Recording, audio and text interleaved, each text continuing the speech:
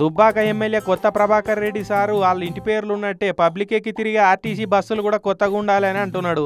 పాత బస్సులతోటి పబ్లిక్ పరిశాన్ అవుతున్నారనిగో ఏకంగా ఆర్టీసీ బస్సును నడిమిట్లాపి చెకింగ్ వాళ్ళ లెక్కనే చెకింగ్ చేసిండు.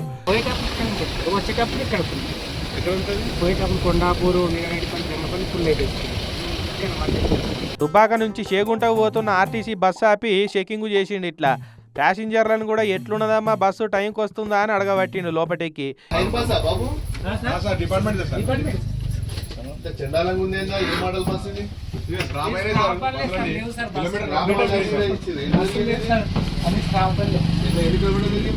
ఇక డ్రైవర్ తోటి గింత పాత బస్సులు నడిపితే ఎట్లా, ఇవన్నీ పాతింప సామాన్లకి వేయాల్సినవి కదా, ఇంకా కూడా నడిపిస్తే ఎట్లా, ఈ బస్సులతోటి ప్రమాదాలు అయితే ఎట్లుంటది అని ఇక గుస్సాగా పట్టిండు. మరి కొత్త బస్సులు పెట్టి కనీసం ఆ విద్యార్థులను కాపాడుండ్రి, మహిళలను కాపాడుండ్రి.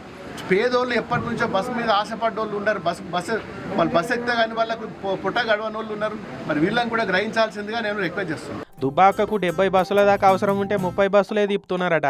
ఇక బడి పిల్లలకు కూడా మస్తు తిప్పలవుతుంది అంటున్నారు. మా ఊరికి సరిగ్గా బస్సులు రావడం లేదు. రాత్రి 7:30కు బస్సు వస్తుంది. మాకు కాలేజ్ 4:30కే అయిపోతుంది. మేము 3 గంటలు బస్ స్టాండ్లోనే ఉంటున్నాము.